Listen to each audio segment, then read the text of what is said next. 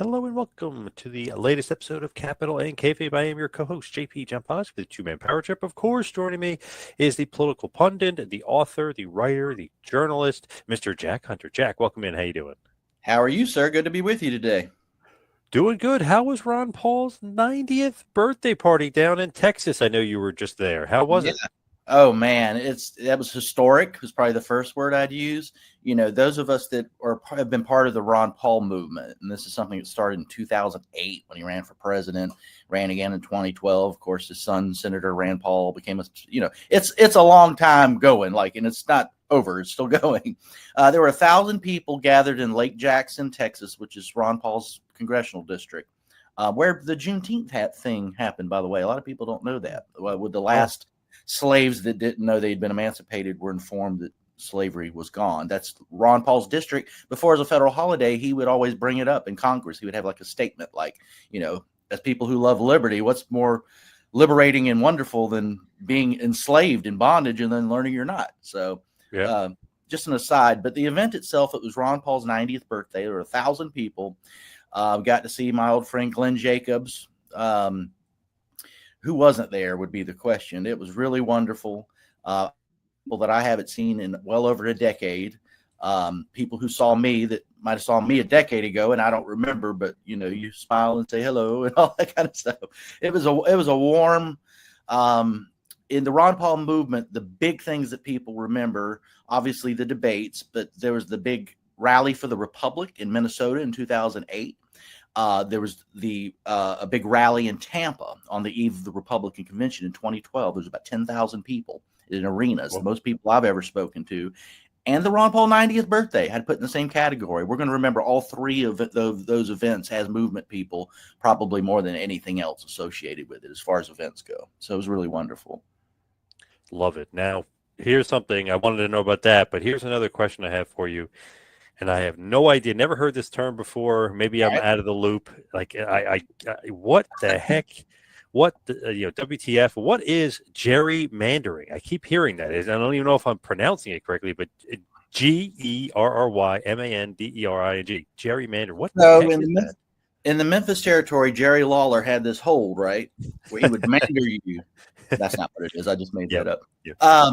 It's the district redistricting congressional districts, which is pretty political, and it could be racial and all kinds of stuff. And both parties for a long time, and they do it to their advantage. How can I shape my district in a way where I'll get maximum votes? Whether you're a black Democrat who wants more black voters or a white evangelical who wants more of them, that's usually how it works out. Both sides do it. It can be sinister. Sometimes it's not, and it just is what it is. But yeah, gerrymandering, that's what that is. I hope I explained that right. I've never heard the term before. Now literally everybody is using it like crazy. I mean, why the upswing of this recently? Why now? I mean, as long as I've been involved in politics, and I know well before that, that's just been something that's happening. Different people have tried to prevent it, and that's probably a good thing too, to just let voters vote as they're going to vote, not worry about all that. But yeah, I didn't realize there was an uptick in it, but if that's what you're seeing, that's what you're seeing. Yeah. I wonder if it's because of like Trump getting in there saying like the census isn't correct and we're going to get rid of the legal voters. Maybe could that be why? Because it seems like Texas is cleaning up a lot of that stuff. It might be. And no offense to any of my left-leaning friends out there. Some of the things I learned a lot by watching them. These are people I like and love. Like, we just disagree on politics, but I'm like, what are they like? I don't even know the issue they're upset about. Like, they're in their own little bubble. I'm like, oh, that's going on with y'all right now. Okay, so maybe this is part of that.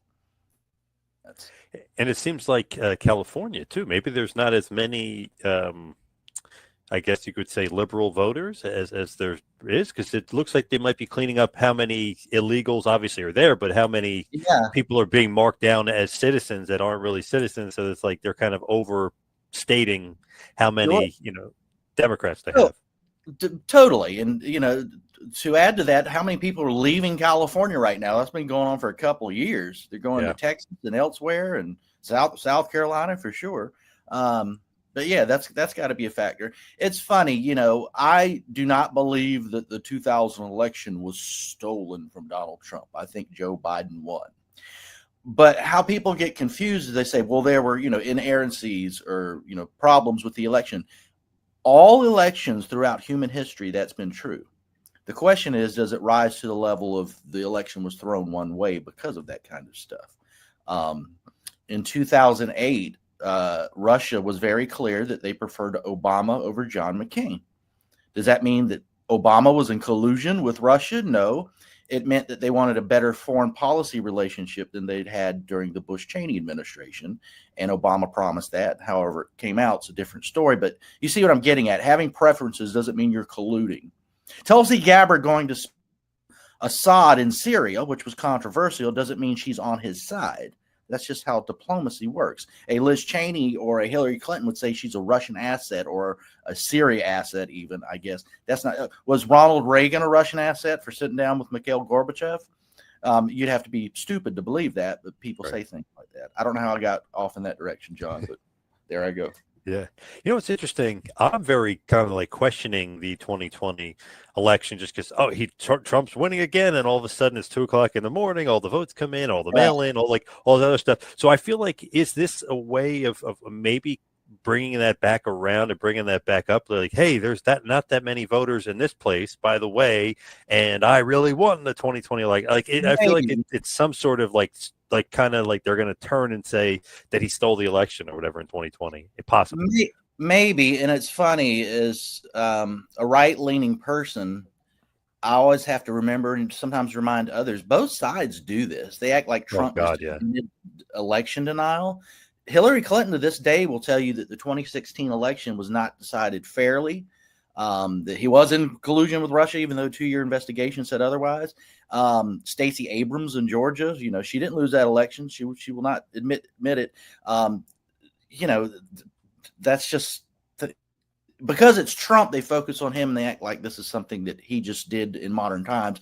No, both parties have done this for forever and ever. Al Gore and Bush in 2000, and the Supreme Court had to decide. You find me a Democrat who thinks that Al Gore shouldn't have been president fairly.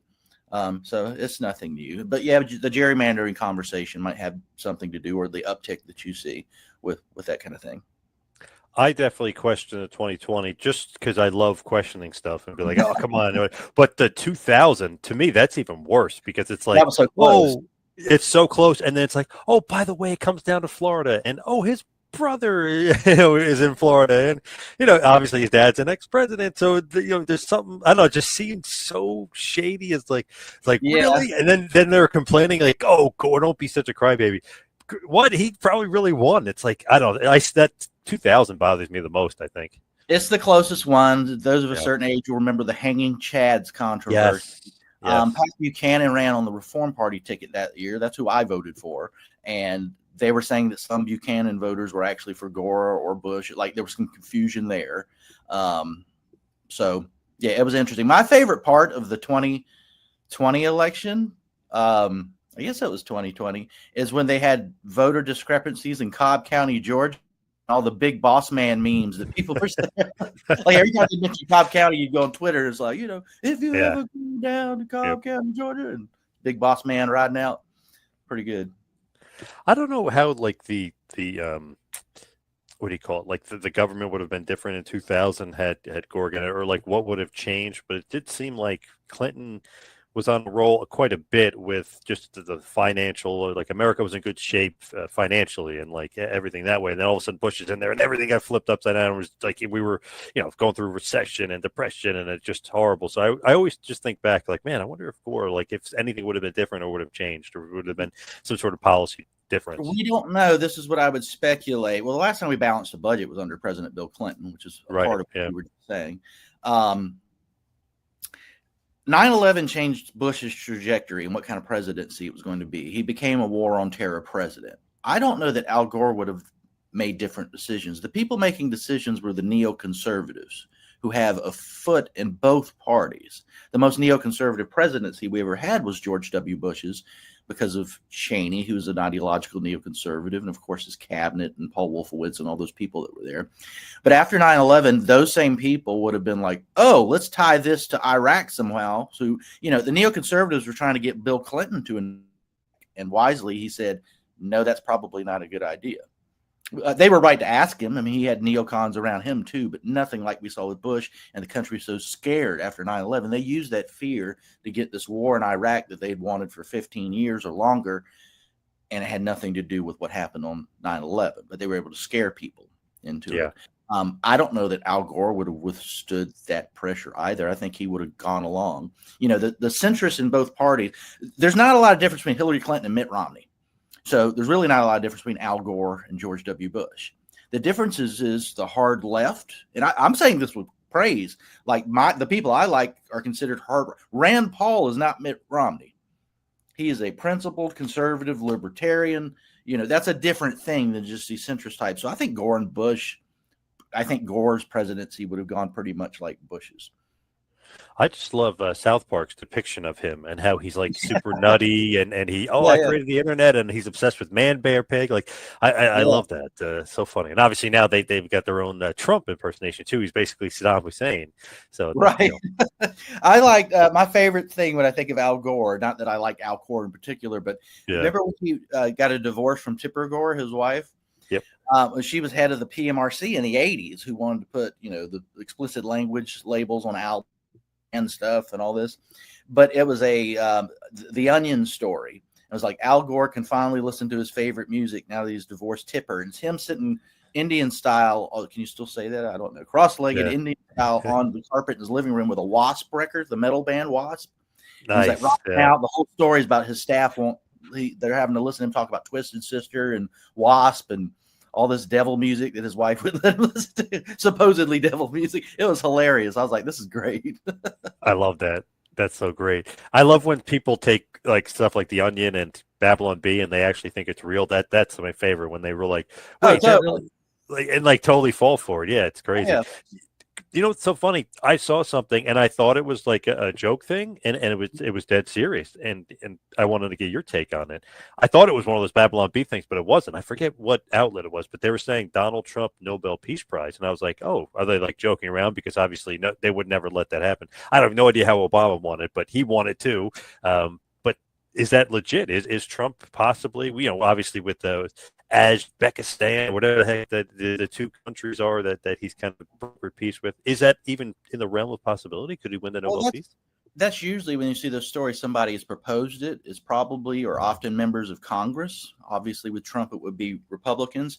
When he first got in the and Steve Witkoff went over to Israel and brought Netanyahu to heel. He's like, there's going to be a ceasefire whether you like it or not. And he got it.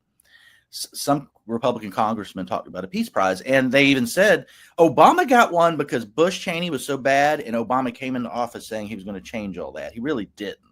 Right. He did not live up to his foreign policy promises, but he got a Nobel Peace Prize just because of the spirit of what he represented. Nothing he did. Right. So if you can get a Nobel Peace, and the people who awarded it to them, many on the committee have said, we made a mistake. That wasn't, the threshold was too low. We shouldn't have done that. So the people who were saying that maybe Trump should get a Nobel Prize at that time, this is the beginning of his administration, were like, y'all gave Obama one. He didn't do anything except say Bush's wars suck. Well, Trump just forced a ceasefire in a place where the Palestinians really wanted a ceasefire against the wishes of Israel's government. So there was an argument to be made. How it's gone since, that's a different story. And, we're here in August of 2025. But, yeah, when they said that at the time, I agreed with them. I'm like, Biden never tried to go get a ceasefire. Kamala Harris said, we're working tirelessly for a ceasefire. BS. They never tried. And Trump did it like in the first week. So. And then there's those two other, Turkish countries that were at war. Right. That he brought them in, and I was cracking up. He's making fun of Biden, calling him Sleepy Joe, and the one guy from the one country was like dying. He was hysterical laughing. He was like agreeing with him and laughing. I was like, oh my God, this is great. That's the thing. Once people can get past their partisan craziness, whether you love Trump or hate Trump or somewhere in the middle like me, he's kind of funny. I like the Shane Gillis, Shane Gillis, the comedian who got fired from Saturday Night Live, who is best thing that ever happened to him, big celebrity now. But, he's famous for doing the Trump impressions. One of his skits is about, my New York lefty friends. I don't like calling them liberals. That's why I use the word lefty, because they don't have a liberal attitude. I'm a liberal in the traditional sense, but right, yeah. He says my liberal friends like Trump's nothing to laugh about. This is blah. And he's like, actually, you pretty damn funny. The guy wanted to nuke a hurricane. Like, come on, what are we talking about?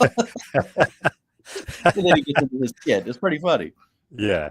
Oh yeah. Just like he's randomly talking about. He's like Sleepy Joe couldn't get this done. Like you know Right. what I mean? Like who says stuff like that? Yeah. It's funny. Yeah. I've And the heard. guys laughed. So I mean, obviously they thought it was funny too. Yeah. I've heard of like Kamala Harris is like this witless fake person. I've heard that Hillary Clinton in private is pretty funny. You don't Wow. see it because she presents this thing, but the people close to her to see like the real her, they've said that she can be pretty funny. I find that interesting. Yeah, me too. That's Yeah. very, very interesting. Now talking about, of course, Trump, but it seems like with Trump, I don't know, nothing's really happening, but the Obamagate stuff, is this affecting Obama's legacy at all? I mean, can that be affected? Because it seems like maybe the left doesn't care. Obviously, with Google kind of try to wipe it away, but now we're finding out that he spent 300 days in 2024 in the White House and a quote unquote Joe time. And then was he involved with the auto pen and all this other stuff? So is the legacy getting tarnished here of Obama? Because from what I'm seeing and reading, I mean, it's just not good for him, but the left doesn't seem to care. No, they don't care. I guess the way to answer your question, John, is it tarnished to who? So there was a time in this country when we all listened to Walter Cronkite in the evening for the evening news, and we all watched the Beatles on Ed Sullivan. Obviously, I wasn't even born then. I'm just talking about a time of a more unified America where the popular culture was something we all experienced, whether it was politics or entertainment, wrestling. I guess, the 80s with WWF would be the best example of that. Yep. The beginning of that. The left, and when I say that, I'm talking about the Democratic Party, I'm talking about legacy media, the old media. Their job is to protect Democrats. So the Director of National Intelligence, Tulsi Gabbard, reveals, and I've seen this on my timeline in social media, if she reveals, here is intelligence, here is James Clapper saying this is a team sport that we have to say that Trump colluded with Russia in 2016. Here's another communications thing where the intelligence is saying we're basically making up this Russia stuff. We know it, but everybody get on board. That's the latest stuff that I've seen. All right, that's out there, right? Like that exists. That is declassified government documents that she's showing to everybody. The media's role, the left role, and my Democratic friends who I like, and we try not to fight about this stuff, or I certainly try not to, their response to that is she has no evidence. And I'm like, there it is. That's it. That's more evidence than you have for an insurrection. That's it. And they're like, no, that's not evidence. That's their take on it. So tarnishing Obama's legacy, if you can't accept that happened, if you can't accept that we landed on the moon, if you can't accept that grass is green and water is wet and sky is blue, if that's the level we're talking about, and they don't, go watch The View or something like that. It's not a thing. January 6th was 1,000% definitely an insurrection, they say. But this evidence, that doesn't even exist. There's no Twitter files. That never happened. That's how they treat it. Remember Matt Taibbi and Michael Schellenberger and Barry Weiss came out with the Twitter file saying the Biden pressured them this way. Mark Zuckerberg later said that happened to Facebook. The left's reaction was, that didn't happen. Nope, no censorship. That's how they're doing it. I mean, I don't blame them. It is jarring that if your side's that bad, and I'm not excusing Republicans, they're every bit as bad in different ways, but like, it's like the mother of a serial killer. Like, what do? You love your son, but you're not saying serial killing's all right. So you're a Democrat. That's your identity. You're wrapped up into hating Trump. That's their main identity right now. And you found out that your own side, to use the textbook definition of censorship, the government forcing private entities to, not have certain speech. You learned that the president of the United States, Barack Obama, worked to undermine the incoming president of the United States by making up this Russia collusion stuff, him and his team. You just pretend it doesn't exist. So as far as tarnishing the legacy, those people will continue to live in la-la land. JFK never slept with a bunch of women. He was a great guy and loved his wife. And whatever where you want to start with that, that's going to be their world. And the rest of us who listen to independent media, which is the mainstream media now. Joe Rogan is far more mainstream media than anything happening on cable news. Will know about this stuff, be like, man, that sucks. But they won't be held accountable because the people who have their backs, the media, the institutions, are there to protect them. They were there to protect them when they were in office, and their legacies. That's what they're for. They're not journalists. It is crazy. Like an ex-president's at the White House 300 times. Like Mhm. for what? And from 8 a.m. to 4 p.m. So they have the time he signed in and out, and it's Yeah. called Joe time. What does that mean? So he's really running like the president. He's really running the country here. I mean, None the of that guy. happened, John. No, Oh, no. seems We to don't be. exist. We don't exist. Like I hear what you're saying. It's a Yeah, legitimate question, but that's what you'll get met with if you talk to anybody on that side. That's what they're doing. I find it fascinating. man. It's just like kind of like nuts. Like when you think about it, and then you're like, because you thought that was going on, and then you find out it actually was pretty scary. Yeah. I think I've said on this program before, the only time I ever voted for Trump was in 2024. And part of it was Kamala Harris was leading a party in which her party, and all the people that wanted to vote for them to stop Trump thought government censorship is good.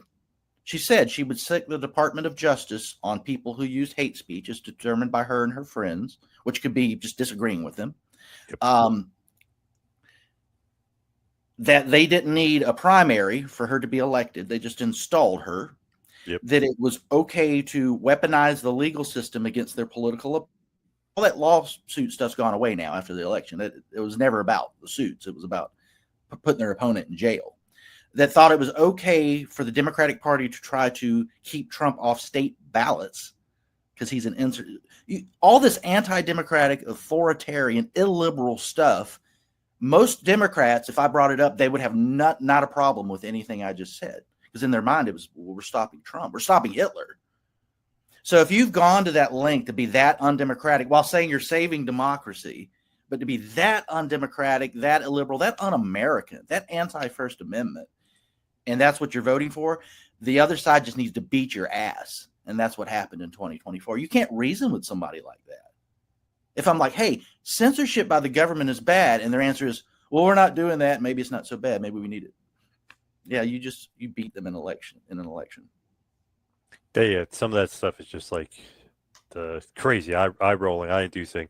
But let's talk about lighter times here. Let's talk about some wrestling. Let's talk wrestling. Yes, What do you think about AEW WWE right now? Because it seems like every time AEW is having a show, and I know like it was reported as like a report, but it's mere speculation and it's somebody's perspective on things. But like Wrestling Observer is saying, oh, WWE wants to run a show every time AEW has a show. They want to control the talk of the weekend, or they want to do this, do that. They're just doing it for competition. We don't know exactly if what's going on with that, but it does seem like a lot of WWE shows are going to happen on weekends that AEW is running.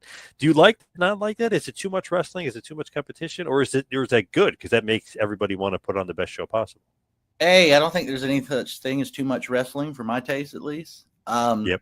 It's funny. I was talking with my girlfriend about this the other night, and she's kind of annoyed by WWE doing this, and a part of me is too, but a bigger part of me likes it because that means they're over the target. Like, and this is not disparaging any other company. I like MLW. Actually, they're doing a show here in Charleston. I'm excited for it, but you're not seeing WWE run counter shows to MLW. Right. They didn't do that with TNA. In fact, they partnered with TNA because TNA is no threat to WWE. AEW is competition for WWE. WWE is the bigger company. It's the older company, might always be the bigger company, but that's why they do that. That's a form of flattery. And as a libertarian capitalist kind of guy, I like the competition. That's when we get some of the best wrestling. They're going to put John Cena versus Brock Lesnar against All Out. Kudos. I'm going to watch all of it eventually. I'm watching AEW first. Personally, what I'm doing September 20th, when that happens, when it's All Out on the same night as whatever, I'm going to be watching Judas Priest in Charlotte, where I got tickets. So when we get back Sunday, stay off Twitter. No spoilers. I was going to watch All Out. I guess now I'm watching 7 or 8 hours of WWE and AEW. So I guess that's what's going to be happening. But I'm never mad at more wrestling. I'm never mad at the competition. The worst time in my wrestling fandom, the time I was most bored, when WWE was out there and it was just Vince and him getting bored and no competition. Yeah. And Ring of Honor and TNA in those years really kept my fandom more than anything. Same here. Yeah, Yeah, WB, everyone's like, oh, we need Vince back or whatever the pro Vince people are saying. I was like, man, really? He was horrible for 20 years, like legit, all horrible. If it wasn't for Ring of Honor or TNA, I was like, oh my God, I don't know what I would do. And the for sure. PG era and stuff, it's like, whew, Vince was not good for a long time. And there's two answers. There's two ways to look at that too. And my conversations with my friend Glenn Jacobs, like I acknowledge what Vince did to the business for good or ill, but like the greatness of Vince McMahon and Hulkamania and putting that together and the risks he took, also coupled with no competition for 20 years. He's just obviously bored and kind of Yeah. disrespecting the fans. That's the way I felt. I'd get mad that I put so much time into this thing I love, that I grew up loving, that's a part of me, professional wrestling, and that the people putting on the show didn't seem to care as much as I did. That's how I felt through a lot of the aughts and the 20s of Vince McMahon's WWE. Yeah, like once in a while, like he'll get the Rock in for WrestleMania or something, and like little by little he would do stuff. But for week to week, I mean, there was to be just the same thing for a month straight, and it would be awful. And then maybe once in the summer they'd have something exciting, and then maybe towards WrestleMania. But usually it was really really bad for such a long time, like I really used to uncreative and lazy. absolutely, I used to dread Thanksgiving and Survivor Series in that era WWE because like Team Raw versus Team SmackDown, what So more lazy. cares Yeah. about? It's so lazy. Yeah. Everybody's watching all of these shows. Like I was just like, do you think we're this stupid, Vince? Do you? And it was just lazy, and he had his TV rights deals, and it was what it was.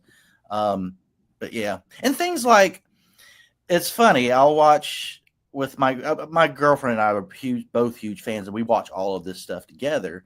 And I'll get really tickled at like when Jay Briscoe died, and they acknowledged it on WWE TV. Now they should have. Jay Briscoe was never in WWE, but Triple H or somebody was like, "This is a guy that meant a lot to wrestling. This is tragic. What's happened? Let's say something." That did happen in the Vince era, and you became accustomed to it. So when I see it now, it's cool. It's neat. It's like these people respect me. Triple H is a wrestling fan. Triple H is a former wrestler. All matter, and you just see a different product that just tickles me to death after being accustomed to a different way of doing things that I didn't like. It was too strict, too stringent. Vince on that TMZ special for Hulk took a little shot at Triple H. I don't know if you saw that or I noticed haven't that. got to see it yet, and I plan to. But no, what did he say? So they are asking, like, I forget his name, Harvey, whatever the host, the interviewer was asking Vince about Hulk getting booed, and obviously I was pissed about it. I was wondering if Vince was pissed about it. He's like, I can't believe he got. He goes, but that's not the way you present him. The way they booked that was terrible. Like he was basically saying, like Triple H is the reason Hulk got booed, and he was kind of making fun of Triple H about it. I was like, whoa, damn, little shot there. Wow. You wonder how he feels about that. I mean, that's his son-in-law. That's his family. He's the Yeah. father of his grandchildren and his daughter's husband, who's also in his role. Yeah. And it has to irritate. It would irritate me if I were him. That like, there's a consensus that the son-in-law is doing it better than you did, at least in more recent times. Yep. So no, I definitely want to watch that Hogan special even more after you said that. I did see that he was upset about Hogan being booed, and I agree with Vince McMahon. Like, none of us are perfect, and I don't excuse some of the racial slur controversy and all that, but like, the man's dead. He did so much for wrestling, and we're all complicated. He's not Harvey Weinstein. He's not Adolf Hitler. There's degrees of how imperfect or fallible people can be. Those three names I just said aren't even the same person either, but they're all definitely bad. Yeah. It did something insurmountable, like. Yep. Well said. I agree. Now, what do you think about Forbidden Door? I know they don't have a competition for it yet. WWE must have been behind the ball and forgot that the AEW was running that weekend. Otherwise, they would have had two or three shows lined up. But I believe there's not anything lined up. So what do you think about Forbidden Door? I'm excited about the London crowd because that's going to be good. I know that it's going to be good because AEW doesn't fail on pay-per-views. They're always great. The worst one they've had is great. I might have told you this before, John. I've only missed exactly one AEW pay-per-view, and it was because of my father's memorial service when he passed. And a friend of mine, I asked him after the fact, like, yeah, it's been a day, but how was the pay-per-view? He goes, man, I can't recommend just this one. I didn't think it was that great, and I've never seen it. And I don't know, there's something cosmic or, what I'm saying? Like, I love this thing. I'm, going to go to my dad's service, but my friend who would know, and I trust his judgment, said it was the worst one. Forbidden Door, I do wonder, as good as it's going to be, we know it's going to be, has this gimmick lost its luster? When they Forbidden Door pay-per-views, you didn't have a TNA relationship with WWE. New Japan wasn't necessarily working as closely with AEW. There were walls that could be penetrated. But now AEW is working with CMLL on a regular basis, New Japan on a regular basis, and by extension, Stardom and all that. WWE owns AAA. There's that, and we're working with TNA. If there's not a Tessa Blanchard Charlotte feud at some point, boy, what a missed opportunity. But that would be a Forbidden Door type thing, right? Like you just see it all the time now. Doing this recording, we're learning who's Takahashi fighting at Forbidden Door. They just announced it on Dynamite last night. Kyle Fletcher. That's going to be good, and I like Takahashi, but that's different than Okada's still in New Japan and he's fighting Omega in AEW. I'm talking about when Okada was still in New Japan. Yeah. Gabe Kidd, we've seen him. He's been with the Death Riders. Zack Sabre Jr. will be good. That to me, that's their big name that can do something with AEW that has a Forbidden Door feel. But so many of those people have either jumped to AEW or WWE, and everybody's working with everybody anyways. I just wonder about the gimmick, if they could keep doing it and calling it Forbidden Door. You could just rename it to something else and not worry about that aspect of it. Maybe you feel differently. I don't know. I feel like, I don't know, the Forbidden Door is because all those guys kind of left and went over. It's not as strong to me as even last year, 2 years ago. It's super strong. Just was like, oh my God. Then now Okada's over here and like so many of the guys, and they're on almost like every week anyway. So it definitely lost a little bit of its luster. I like possibly getting Zack Sabre Jr. against Nigel in London. Yeah. Totally. So that's cool. Osprey's back. So I feel like there is definitely some good things for the pay-per-view, but it's not as like Forbidden Door-ish as it used to be. That's all I'm saying. A real Forbidden Door pay-per-view would be Will Ospreay versus AJ Styles. Right. That's a Forbidden Door at this point in 2025, but that's not going to happen. Yep, for sure.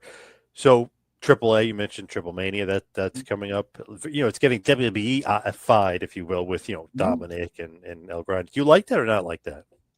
I do.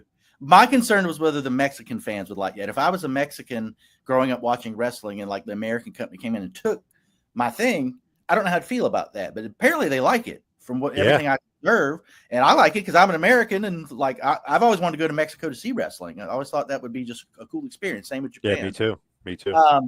But those crowds popping in Arena Mexico is CMLL, wherever AAA wrestles. I don't know.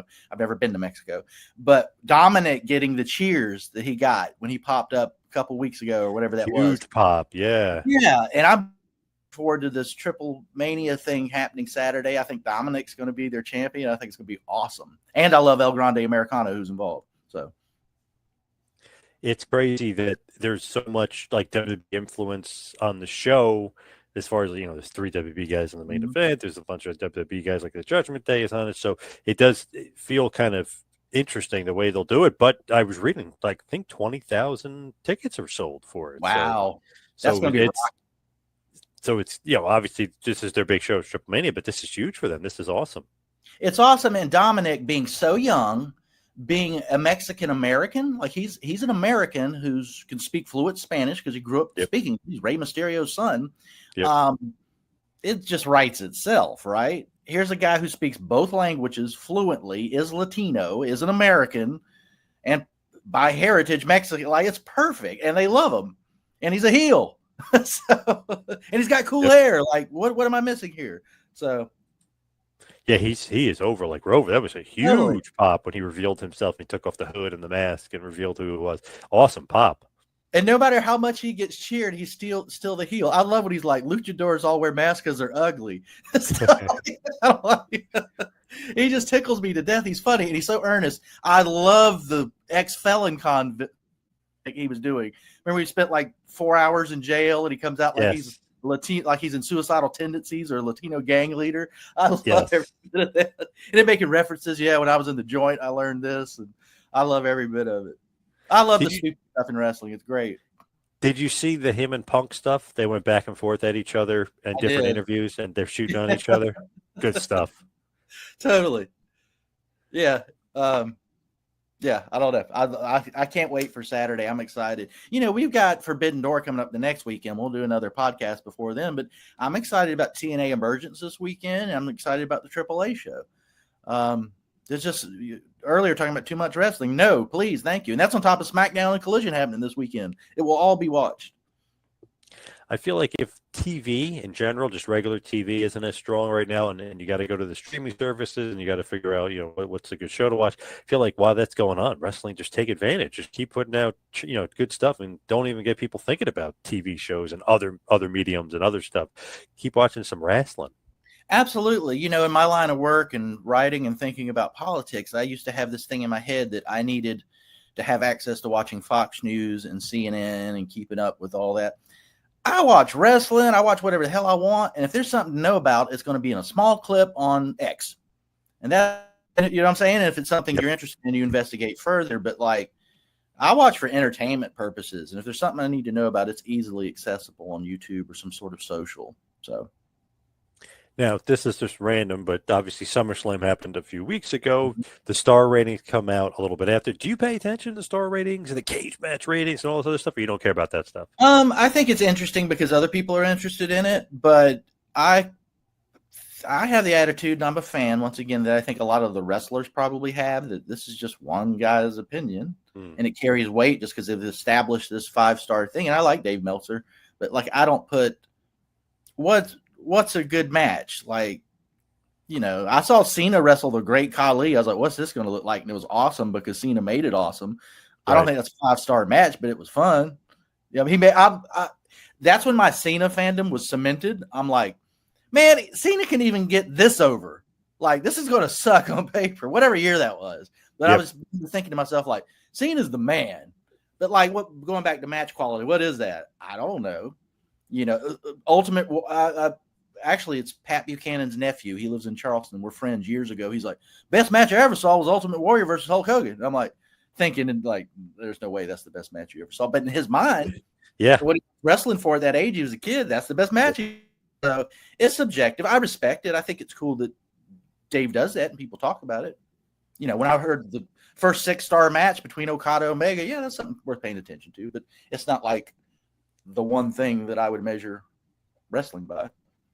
Right. If I could, I would go back through. And I was talking to a buddy of mine about redoing the stars of all the matches, because some are accurate, some are not. But it's his opinion versus our opinion. So then it's just another opinion out there. Who cares about the opinions? But I like to judge it and use it as should I watch this or should I not watch this? If it gets a certain thing, it's okay, I'm interested. 2 stars, I'm gonna help skip it or whatever. So I judge it on should I watch it or should I not. There's been stuff I missed, especially Japanese stuff, which, I just had sort of a cursory knowledge of for so long. And with AEW, you get a lot more involved. If Dave gave something 5 or 6 stars and I hadn't seen it yet and I had access to it, I was going to watch it. Yes. So I would definitely do that. But, I'm always most interested in what the boys, I hate using that term because I'm just a fan, but what they think. I saw Cody, something was tweeted about the Mulkeys, and Cody said something like, Randy Mulkey's arm drag is underrated. I'm like, I need to watch a Randy Mulkey arm drag because I never thought much of them, just jobber guys. I like them, Mulkey Mania and all that. But when he says that, somebody that would know it was there and whose dad was, I want to go check that out. That's interesting to me. Yeah, it's true. Very true. And just to throw this out there, Cena versus Cody from SummerSlam did get 5 stars. So that's awesome. One. Yeah, that's one to watch out for. Yeah, that's a great match. That was 2 great talents making that great. I know it was a Cena show. I get that, but don't undersell Cody. He knows what the hell he's doing. He knows when to let the other guy outshine him, which is part of what that was, but that's a talent too. Yep. Yeah, it was great. I'm not a big Cena guy. Just never was. Just never liked him. But I told my buddy I'll ease off on him because if you're going 37 minutes, right, and you're having an awesome match, and you're gonna retire, and you're obviously old, and you're tired, and everything. I was like, I gotta ease up on him a little bit because he didn't need to really do that. He could just coast. You know what I mean? He could have coasted, and he really wanted to make it the best that he possibly could. So I got to give him kudos for that. That great match, and I agree with you. So sure, 5 stars. Why not? It was. I would add to that, and I'd never twist your arm on Cena. And just to put it, I'm a Ric Flair, Jim Crockett guy. It's not like Cena's the center of my wrestling fandom, but we were talking earlier about the aughts and the 2010s of WWE, just one company, how rotten it was a lot of the time. Yep. Imagine that company during that time if John Cena wasn't there. So think about that. Just saying, he was the guy that got us through that in a PG era where the boss wanted PG, and Cena knew how to do it in the most entertaining way that somebody was going to do it. The Rock is gone, the Stone, it was him, and he carried a lot of that. So there's something to be said for that. And one thing about Cena is, like, if you're a fan, especially me, so I'm not a fan of him, so I'm invested in the match as far as I want him to lose. So, irregardless if like I like him or not, like, at least I'm invested because I was rooting for, let's say, Jericho or Booker T or JBL, whoever he's feuding with. So at least I'm invested. It's not like it's, I don't know, like Edge or somebody else. Where I'm like, I don't really care who wins or loses this one. Like this one, I'm like, hope Cena loses. You're still invested. So he was doing his job. And I can't speak for him. I think nobody would love what you just said probably more than John Cena. As long as you can. Right. Right. I remember obviously talking to Arn about it. Arn was his agent for all those matches, and he's like, hey, you were invested. He goes, at least you cared, like you wanted him to lose, right? I'm like, yeah. So he's like, you cared, you were invested in the match. That's all you get X for. And Arn is right, and I've heard Arn and Conrad talk about on the Arn podcast, like Nikki Bella being a good wrestler, and people don't give her enough credit, but Arn Anderson saying that, who I guess was her agent. But like, if Arn Anderson thinks that she's not getting enough credit, we need to take a second look. I'm listening to Arn Anderson. Yep. And I know Conan, he's a tough critic. I think somebody was saying, she's not that good of a wrestler or something. And Conan says, no, she is a good wrestler. So I was right. like, ooh. And he's a tough critic. So I was like, yeah, she is though. I do think she is pretty good. I'm interested in the people in the ring that do this, what they think about it more than any fan or any journalist or anything like that. Not to name names, but I remember having dinner with Glenn Jacobs one time. This was years ago. And we were talking about the invasion, the WCW invasion when Vince bought it. And he's like, he didn't name any names. He's like, you'd be surprised how many of those guys had a hard time adjusting to the WWE style by how they were taught in WCW in that system. He goes, I'm talking about some of the top people who you thought were like the bee's knees, like they had to relearn some stuff, and he left it at that. I found that interesting. Wow, interesting. Yeah. And Punk Gunther, by the way, got 4.5. So, obviously, Awesome. Which is great. Go out of your way to watch that too. Great match. But it's just interesting that some people don't think Punk is good. And I was just reading Bret Hart said he thinks Punk is the best. So I was like, I'll go with Bret on this one. You know what I mean? Right. I'm going to listen to Bret Hart over anybody. Like, come on. Yeah. So, yeah. What Bret Hart thinks about Goldberg, I care more about than what you or I think about Goldberg. Right. Does this stuff. It's just interesting, like with the WWE though, with the pay-per-view, like that's two really good main events that people should go out of the way to watch 2 nights in a row. So whether people didn't like that it was 2 nights or not only did it make a ton of money, not only did 113,000 people show up, but 2 really good main events, and then you top it off with Rollins and Lesnar. Pretty damn good WWE lately. Absolutely. And what I was saying earlier, I feel like, and I guess we can lay this on Triple H, I feel like the people in charge respect me as a fan. Like, you're giving us your money and your time. Here you go. This is what you came for. And I didn't feel like that for a long time. And I am more invested because just that base thing. I think Tony Khan respects the fans because he is a fan. I've never felt Triple H, I definitely feel that way. Vince, not so much most of the time. Yeah, Vince sometimes, I don't know, it's like you'll eat crap and like it or whatever the heck that stuff that he used to say about like the fans. Yeah. Like, take it and you'll like it. The Daniel Bryan stuff, how long they held off just because that's not the original intention of Vince. And it's like, come on, dude. This is organic. This is what you hope for. And just, that's what, stuff like that. It got there eventually, but you know what I'm saying.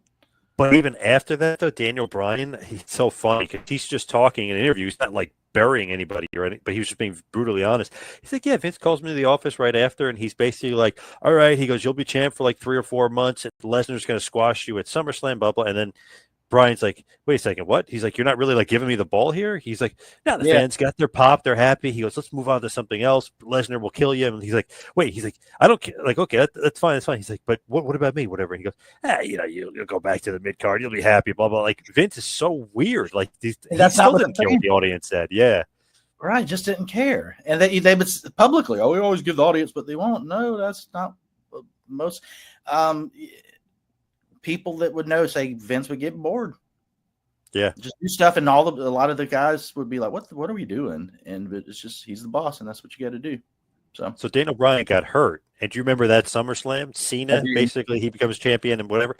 And Lesnar squashes him too. So Vince, for whatever reason, didn't even think I'm not going to change up because it's Cena. That's exactly what was going to happen to Bryan. He was going to get squashed too. So I was like, wow, what a weird I don't know, what a weird mind. So Cena, who's he's obviously not as big as Lesnar, but he's a big dude. He's just going to get thrown around and jobbed out too. Like, okay, interesting. Yeah, it's weird. We were talking about LA Knight, I think, another time. Like, we don't have to theorize what would happen under Vince McMahon with LA Knight. We saw it. He changed his name to Max Dupree and made him a manager. And then Triple H gets in charge, like, this guy's over, or he's getting over. And then we see the LA Knight we see now. I guess he would have been a close talking manager. Remember, he used to stand right next to the guy's face and talk. I think what a weird gimmick.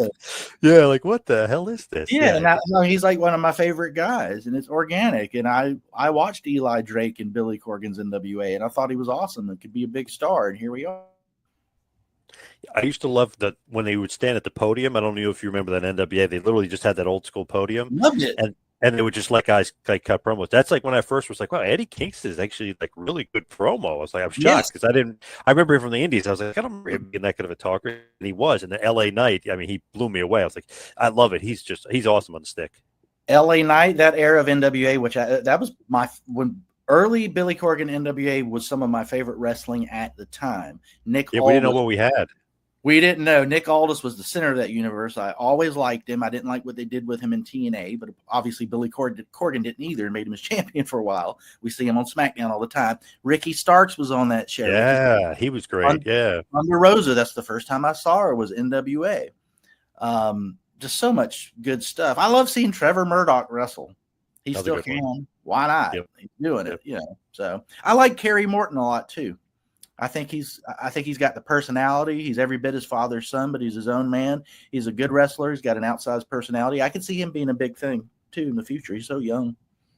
Yeah, you forget how young he is. Yeah, crazy. And he actually is good. He's a good heel, Kerry Morton. I don't know that I've seen him work heel. Okay, that's maybe. He was doing this thing with I guess it was a couple months ago, but he was doing this thing with Silas Mason, that big dude that was trained by Dr. Tom, and they were being a heel. I was like, wow, surprised. Kerry Morton's a good heel. I remember going to the NWA Legends Fans Fest in Charlotte, which you and I have been there at the same time, and seeing 12-year-old Kerry Morton rolling around in the ring when nothing's going on, and now look at him now. So pretty neat. Awesome. So let's wrap this bad boy up and head towards the plugs this week. Follow me on Twitter and Instagram at 2Man Power Trip. How about you, Jack? You can find me on X at JackHunter74, where you can find everything I do. It's all shared there. The articles, pictures, hanging out at Ron Paul's 90th birthday barbecue. All of it's there. Nice. Love it. Thank you, Jack. Thank you, everybody out there, for listening. We'll see you right back here next week for the Capital and Kayfabe. We'll see you next week, folks.